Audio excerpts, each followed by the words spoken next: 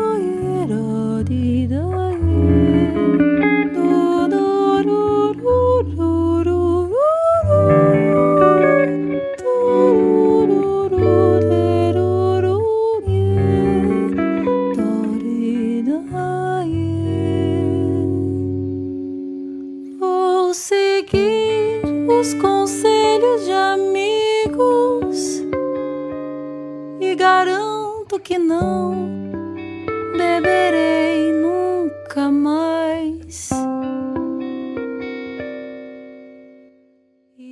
Da adolescência nos cursos de artes do Colégio Estadual do Paraná, Faculdade de Belas Artes, até os palcos do mundo. Iria Braga é dona de uma voz marcante. A cantora paranaense é apresentadora de TV e está lançando o seu primeiro CD solo. Seja bem-vinda, Iria Braga. Iria, muito obrigada por ter aceitado o nosso convite. Nossa, muito bom te ter aqui. É um papo que a gente ensaiou há muito tempo, né? Isso é verdade. Eu fico feliz em estar aqui, né? Podendo falar um pouquinho, trocar aqui contigo. Nossa, demais, né? Vou começar te servindo um cafezinho, então, tá bom? Que é a tradição do Papo no Café. Sim, porque eu adoro café. Ai, não, é uma delícia, né? Eu tô pra descobrir, são poucos artistas que não gostam de café, né? É um pouco parte da rotina, né? É verdade. Inspirador. Enquanto isso, me conta, como a música entrou na sua vida? Então, é difícil você delimitar, né, um espaço, quando começou exatamente. Eu sei que eu não tenho uma família que tem tradições musicais, mas tem a música em si, né? O que mais, a memória mais remota, mais afetiva que vem é da minha avó materna. A minha avó, ela sempre cantou, cantava na igreja, cantava em casa. E como a gente tinha, ela já faleceu, mas a gente tem uma ligação muito forte ainda, a música veio muito dela, assim, dessa relação da gente estar junto, da gente caminhar junto, e no plantar e estar cantando, e elas falar de alguma coisa. Então, não veio assim por uma obrigatoriedade ou por um estudo, veio muito pela relação afetiva da vovó. Ai, bacana. E aí, como que ela entrou? Você começou fazendo cursos? Como é que foi isso? Então, eu sempre tive um sonho, né, de estar cantando e viver da música, mas a gente vai se acercando de outras coisas, né? Só que daí chegou um momento, quando eu entrei na adolescência, eu já pensava, nossa, não tem outro lugar para mim. Para minha loucura, para os meus questionamentos, eu falava, é a arte. Então eu fui fazer, primeiro eu fui para o Colégio Estadual do Paraná para fazer o curso de teatro. E aí lá eu comecei a fazer música. Grande celeiro, né, dos artistas, não tem, né? Não, foi uma reviravolta na minha vida completamente. Porque eu amava a arte, mas o que vinha? Vinha da rádio, vinha da TV, né? Vinha dos meios mais comuns, assim, do contato da arte. Não era uma coisa mais depurada, enfim. Olha, estuda isso, conheça aquilo, faça uma... Nossa, de repente o mundo se abriu pelos meus amigos, pelos professores que eu tive, pela escolinha de arte, que muitos professores maravilhosos de diversas áreas, escultura, canto coral, violão. Então eu queria fazer tudo. Eu passava 24 horas dentro daquele colégio, sabe? Foi esporte, não sei o quê. Então, enfim, aquilo mudou a minha vida efetivamente. E nessa loucura, a música também pôde aflorar. Porque eu estava participando do coral, aí me inscrevia para fazer para os concursos, sabe? Então, era tudo muito novo, tinha um sabor, né? Nas peças que eu fazia e produzia dentro do curso de teatro, sempre tinha uma situação de eu estar cantando, sempre tinha Eiria, vamos cantar, faz isso. Então é muito engraçado, assim, porque daí a música começou de fato a ganhar um corpo, e aí eu entrei no Conservatório de MPB, E lá foi meu primeiro curso mesmo, assim, curso de música com a Aliane Guariente, que também foi uma professora muito importante, tudo na Tinha paralela. quantos anos, mais ou menos? Eu tinha 15. E aí ela, olha, eu lembro de um exercício dela muito interessante, que era se olhar no espelho. Até hoje eu trabalho isso nas minhas oficinas, assim, você andar, de repente você olhar nos seus olhos, que é, você não pode mentir para ninguém, nem para você. E aí você então tinha uma ideia da sua voz a partir daquilo que você via, não da cara que você estava fazendo, não daquela impressão que você tem de fora. Mas era muito direto, porque aquela história, a você mesmo você não engana. Você pode enganar os outros, né? Isso foi muito forte para mim. E eu falei, nossa, é esse lugar. Então comecei a tatear e o conservatório foi minha outra casa, depois de muito tempo. Bacana. Eu li que aos 17 anos foi a primeira vez nos palcos como cantora, né? Como que foi isso? Então, eu resolvi fazer um show. Falei, eu quero fazer um show agora. Como assim, né? Fazer um show, eu não sabia nem por onde começar. Então, o que eu fiz? Eu chamei meu amigo, Kleber Braga, que não é meu parente, mas é um irmão, porque de lá pra cá a gente nunca mais se desgrudou, trocamos muitas figurinhas e fizemos muitas coisas juntos. E aí ele falou, eu vou dirigir. Falei, legal. Aí eu chamei o Trio Quintina, porque na época eu fazia o curso com a Liane, e aí a Liane estava dando aula, tinha alguma situação na FAP com os meninos do Trio Quintina. Que bacana! E a gente fez um show no Paiol e eu me empolguei. Falei, gente, eles são talentosíssimos. Aí eu convidei eles. Sim! Nossa, e eu, assim, Ali, eu tenho uma timidez que hoje em dia ela já... Com o profissionalismo... Timidez, para, Ira. Não, com o profissionalismo ela mudou. Entendi, ficou escondida, ficou de lado. Dependendo de alguns assuntos ela grita, assim. Mas eu era muito tímida. Eu era, assim, era um lugar de salvação mesmo, sabe? Porque eu tinha tanta coisa pra dizer, tanta coisa pra... E ao mesmo tempo não conseguia. Então, quando eu entrei na arte, eu falei, gente, é a salvação, sabe? Não teria outro lugar. Enfim, aí convidei os meninos, eles toparam, a gente começou a ensaiar, produzir aquilo, milhões de coisas, porque eles também já sabiam muito mais de música, e eu falei, ai meu Deus, e agora?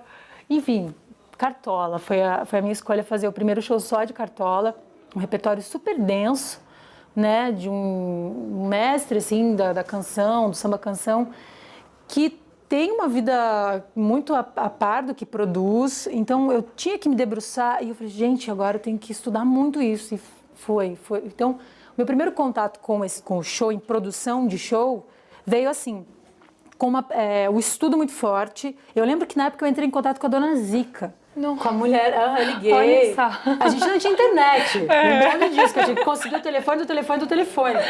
Oi, dona Zica, tudo bem? Então, eu sou aqui, Iria Braga, uma cantora, imagina, né? Uma cantora aqui de Curitiba. Eu tenho 17 anos, eu tô fazendo meu show. Enfim, foi muito legal. Conhecer muito da obra dele, eu ouvi tudo que podia ter ouvido, assim, recolhi todos os materiais e, né, não tinha na internet essas coisas, então, me empresta seu disco, me dá teu CD, me dá tua fitinha, grava pra mim. E foi assim, a gente fez o show lá no... Eu queria temporada, olha que louca. Pensando grande, né? Quem faz temporada, né? Aí eu fiz uma temporada no mini auditório do Teatro Guaíra.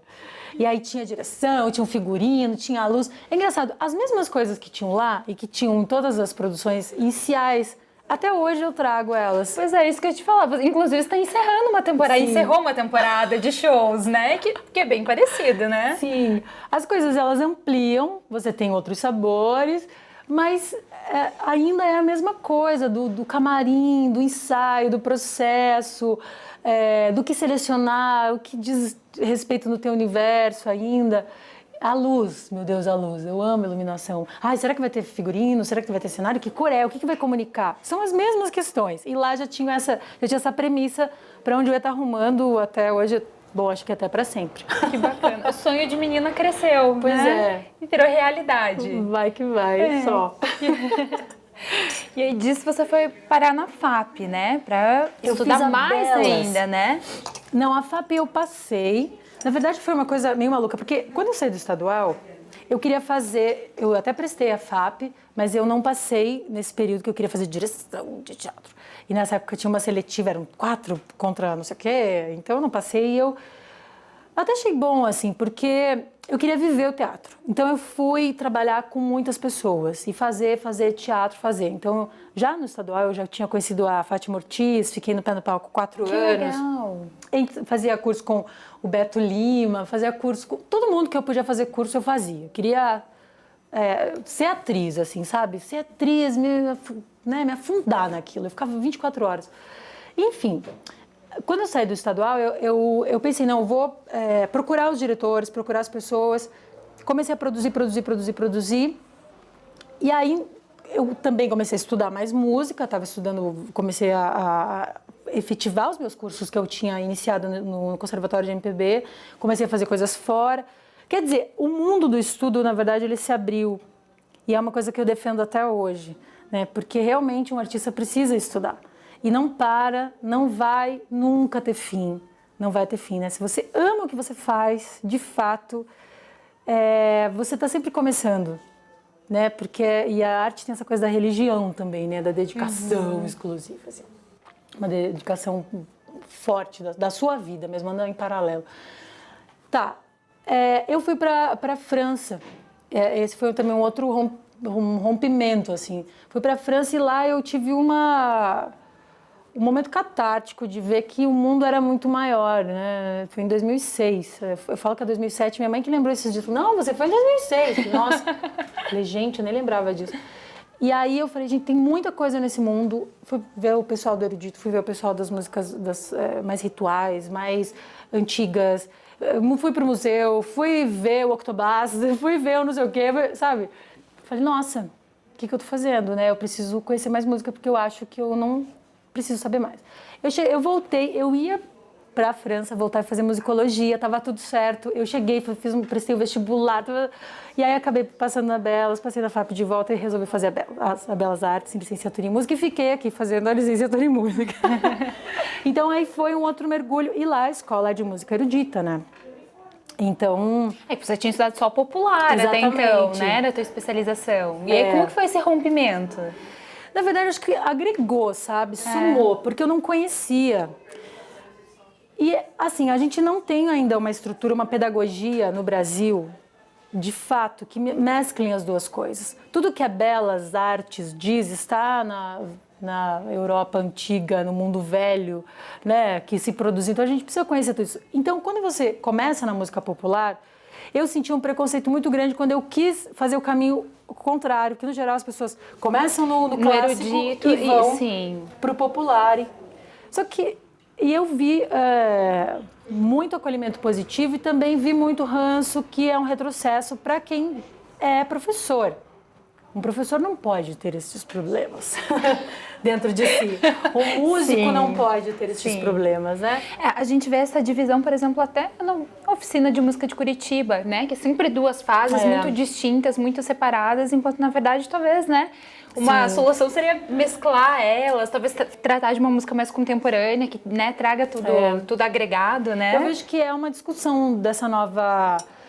comissão, né? Eles têm pensado bastante sobre isso, mas eu entendo que tem que dar atenções distintas, porque precisa de um cuidado, né? O cara que trabalha com a música antiga tem todo aquele cuidado mesmo, mas também acaba elitizando num certo sentido, sabe? E a gente fala tanto em acesso hoje em dia e ainda tem umas amarras de elite. Na literatura, na música, nas artes visuais, não adianta. A gente ainda tem um grande exercício de romper barreiras e romper o diálogo, que não existe. Né? Então, é delicado esse lugar. Eu senti um pouco isso. E aí, claro, eu tive que enfrentar muitas coisas, porque eu não, como eu disse, não vim de uma família musical, não tinha essa tradição, já não sabia tocar. Não nasceu tocando piano. Exato, como a maioria, né, das pessoas. Que estão lá, ou que a família vem, o pai, o tataravô, e daí você herda um piano, você herda um... Não, eu tive que fazer o caminho das pedras. E sempre tive que fazer o caminho das pedras, sozinha. Assim, vamos lá, fazer isso, porque... Nunca, sempre falo, né? Uma coisa é tua mãe pegar na sua mãe e falar, vem aqui fazer música porque minha filha é bonitinha. Outra coisa é você falar, não, eu vou fazer isso porque eu quero, e que foi o que aconteceu comigo. Então vamos lá, vamos assumir todas as consequências. Mas foi uma coisa muito interessante, porque além de tudo eu entrei em contato com a pedagogia musical, que eu também não conhecia, porque existem muitos artistas que não conhecem como é dar aula. Que não é simples, né? Que não é nem um pouco simples. Porque uma coisa é você ter o conhecimento para você fazer a sua arte, outra coisa é você, né, estimular outra pessoa a fazer isso, sendo que eu já tinha esse conceito, dizendo, poxa, as coisas precisam se romper, então começa dentro de mim, quer dizer, enfim. Aí nisso eu fui procurar um curso de cantoterapia dentro da antroposofia para resolver outras questões terapêuticas. E fiquei lá 4 anos, quase 4 anos, que eram 4, né, em paralelo com a Belas Artes. E foi também um outro setor da música, um outro lugar.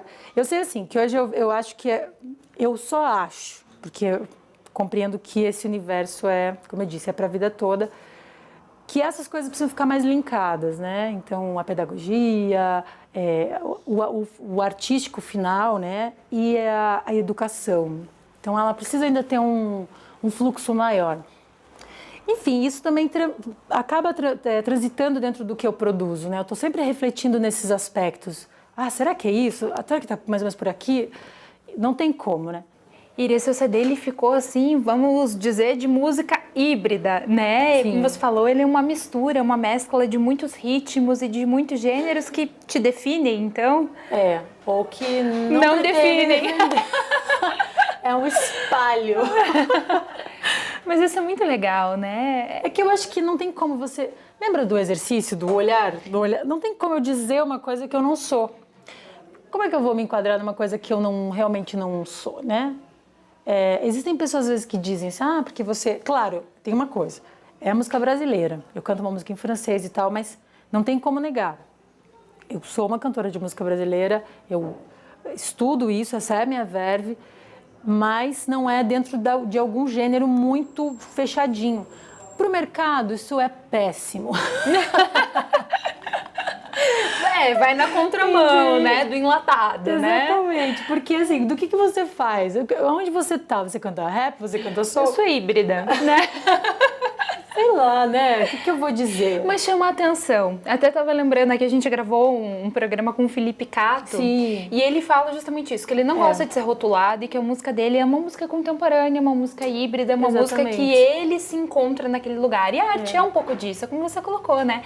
É o trazer pra fora quem é a Iria, né? As suas ideias, os seus pensamentos, então... Agora isso não é nada novo, sabe? Nada, nem um pouco novo. Eu acho que isso tem a ver um pouco com a singularidade do intérprete e do querer do intérprete. Porque, por exemplo, a Maísa, quando gravou o Barquinho e The Doors, entende? Sim. E cantava francês, e cantava Piaf. Então não é nenhuma novidade. A Elis também fez a mesma coisa. Os grandes intérpretes, eles trouxeram de universos distintos. E qual que é a convergência? O eu. Né? Sim, mas chama muita atenção. Eu acho que chama atenção justamente porque a gente vive num mundo de música tão, como eu falei, enlatada, tão rotulada, que quando vem algo fresco, né? Fresco no sentido de, né, de uma delicadeza de música, tal, de uma música nova, as pessoas, elas, né, se interessam, né? Querem ver. A música, ela é muito doida, né? Agora, por exemplo, está acontecendo a SIM, né, que é um simpósio internacional de música, e basicamente música eletroacústica, música nova, música contemporânea, que é completamente fora dessa música que a gente não é nem perto da minha. A minha ainda ela é muito comum, né? Porque se trabalha com computadores, sintetizadores e tal. A gente não está preparado para muitas esferas da música, né? Como eu disse, ela é muito ampla. E, claro, o mercado sempre vai querer deter o seu ouvido e o seu consumo, né? Para realmente poder vender e te colocar numa caixinha para que você também não evolua, né? Os nossos sentidos não evoluam, os nossos prazeres não evoluam. Então, quando você pensa numa música de mercado, você pensa em dar continuidade àquele prazer já estabelecido. Agora, quando você pensa o contrário, você pensa em se provocar. né? O que a gente vê de bacana, mesmo no teatro, assim, que, por exemplo, às vezes eu tenho uma canseira de teatro, porque é a forma que já está completamente desgastada. E é o que gera o público, infelizmente, né? Pois é. E às vezes você tem que dizer que é louvável, porque a pessoa faz aquilo bem. Mas qual é o ser humano contemporâneo? Ó, nossa discussão sobre arte contemporânea, lembra? Toda vez que eu encontro a Íria, a gente chega nesse lugar, né? Você viu que a gente roda e volta na arte contemporânea, né, Íria? O que é, né? É muito difícil mesmo, né? Definir, dizer o que é. E aí que tá também, é uma mudança, como você falou, de público, uma mudança de pensamento e das pessoas se abrirem para a arte, né? Claro. Entender que é um local não de consumir que já está pronto, não criticando também, é importante, né? Toda essa produção artística, mas se abrir para o novo também é bem interessante, né? Aqui a gente tem algumas pirâmides, né? Então, assim, o tradicional, por exemplo, o tradicional tem que ser mais valorizado, né? São essas raízes, tanto brasileiras quanto fora, elas precisam de mais espaço. E não só na música, todas as artes. A tradição precisa vir para uma compreensão do que se é feito, né, atualmente. Às vezes a gente não tem base e a grande maioria das pessoas começam a acreditar que estão descobrindo a roda. E você não está descobrindo a roda. É porque você não conhece, né? Então, assim, um ritmo... eu tenho preconceito com tal ritmo. Ok, não gosta, tal. Mas você sabe do que se trata, dessas origens? Isso é muito importante para você ter um discurso coerente dentro daquilo que você produz, né? Eu vejo muitas pessoas que falam, porque eu estou fazendo uma coisa super diferente. O que você está fazendo? Às vezes é um pop. Um pop com uma síncope, tipo, ok, eu acho super bonito, mas e não é uma questão de tirar, você está ficando racional, não é questão de racionalidade, é questão de entendimento de onde as coisas surgem e partem. Enfim, e também a música tem uma coisa diferente das outras artes, que quanto mais, às vezes, histérica a coisa, parece que ela é mais visceral e ela impressiona mais e ela é mais bacana. Sim, chama mais atenção, verdade. Só que chamar a atenção não quer dizer que ela está uma música preparada e que realmente ela é boa, ou que né, a gente entra boa ou não, aí a gente entra em outras discussões. E entra também naquela questão daí que você colocou, por exemplo, de que o músico tem que estudar, de que o músico ele tem que estar atento e tal, não simplesmente fazer arte e jogar ela, né? Eu já discuti várias vezes com artistas aqui dentro do programa que muita gente acha que fazer arte não é uma profissão, é simplesmente, ele é artista, ele não faz nada da vida. E não é assim, né? O fato de ser artista, o fato de produzir algo exige que você estude, que você trabalhe, que você entenda as referências para poder passar isso, né? Olha, Alice, sabe que falando sobre isso, eu também acho... ainda estou para entender por que tanta produção das coisas, sabe? Produzir tanto vídeo, produzir tanta coisa, né? Hoje a gente vê essa coisa, né? Dos youtubers, essa fome de produção, sendo que elas são resolvidas num quadrado que não está com o artista. Quer dizer, o artista, hoje a música industrializada, né, norte-americana, é 20% o artista, o resto você faz ali com o computador, com o cara da produção, com a imagem. Então, né, o que a gente mais almeja, que é ver o artista no seu in natura, a gente não tem. Tudo bem, tem toda essa parte maravilhosa, mas eu ainda gosto de ver e me emocionar com o humano e... enfim, eu estava falando até esses dias que tocar piano daqui a pouco vai virar ver alguém tocar um instrumento, né? Daqui muitos anos vai ser tão raro. Tipo, sabe se o cara toca? Não, o cara faz isso, faz aquilo. Mas olha, eu conheço um cara lá na Bahia toca um saxofone, né? Toca um berimbau, né? Eu espero que isso aconteça, lógico, tô brincando.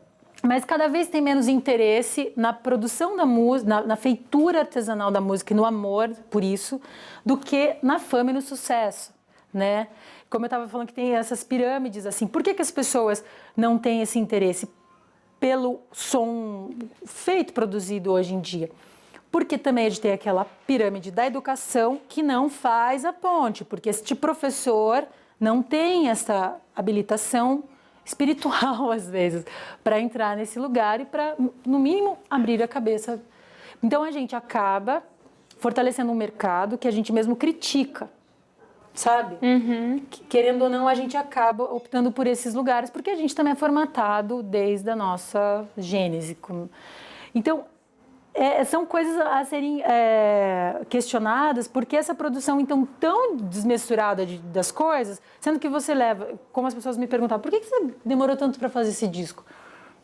O ano que vem completa 20 anos na arte. Né, eu completo. Eu pensei, por quê? Né? Me olharam, eu devolvi a pergunta, né? Porque não é da noite para o dia. É a minha vida, né? Sou eu pensando, coletando. Pode parecer simples, mas hoje em dia fazendo show, agora acabei de completar 12 shows fazendo, né, numa temporada e uma turnê. Porque cada música, cada público, cada ambiente me sugerem novas coisas para uma nova criação, para uma nova recriação da Iria, sabe? Então, eu não preciso ter gravado todas as músicas do mundo, né? Aí tem mercado para isso, né? Talvez eu até mude, não sei, vai que daqui a alguns anos eu esteja fazendo outro som, sei lá, mudei de opinião. Mas eu tenho consciência de que eu vou estar nesse lugar aqui e não pela minha... burrice mesmo, né? Burrice, assim. Hoje em dia você vê, às vezes, os papos entre os artistas partem muito desse sucesso, desse pseudo-sucesso, dos likes no teu, sabe, na tua fanpage. Isso não é música, gente, isso não é música. É muito mais, né? Isso não é música. Iria, acabou. Não, por favor. Infelizmente, o nosso tempo, né, tá encerrando. Eu acho que a gente vai ter que marcar outro papo no café. Nossa. Né? Faltou assunto. Eu falo, né? Não, então, assim, imagina. tipo, apaixonada pelo assunto. Eu adoro de música. Faltou a nossa discussão de arte contemporânea. Faltou. A gente vai ter que marcar outro para discutir isso, né? Mas foi muito bom. Muito obrigada, Sim, viu? Foi uma delícia te receber aqui. Adorei. E muito, muito, muito sucesso para você, viu? Em tudo que você vai fazer. Isso aí. Para nós todos. Isso aí. Obrigada. Obrigada.